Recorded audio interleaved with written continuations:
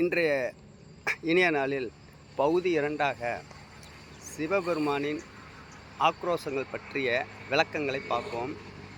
என்னுடைய காணொளியில் நீங்கள் இதற்கு முன் உள்ள காணொளிகளில் அழிவிலிருந்து ஆக்கம், அவதாரம் ஏன் நடக்கிறது, இது போன்ற சிறிய சிறிய தலைப்புகளில் விளக்கங்களை தந்துள்ளேன்.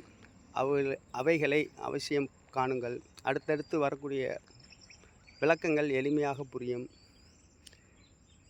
நிலம், நீர், காற்று, நெருப்பு இவைகளுக்கு சில குணங்கள் உண்டு. இதெல்லாம் நாம் அறிவோம்.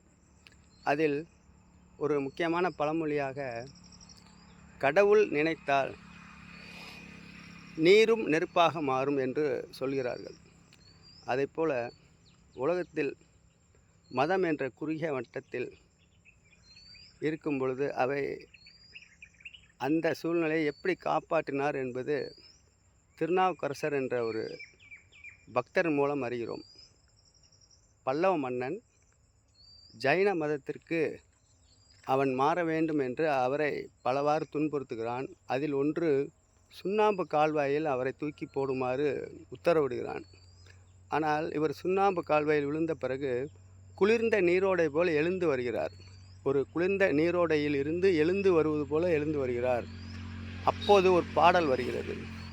மாசில் வீணையும் மாலை மதியமும் வீசு தென்றலும் வீங்கில வேனிலும் மூசு வண்டரை பொய்கையும் போன்றதே ஈசன் எந்தன் இணையடி நிழலே. இந்த பாடலை அப்போது பாடுகிறார். ஆக வெந்நீரும் குளிர்ந்த நீராக சிவபெருமான் அருளால் அவர் காப்பாற்றப்படுகிறார்.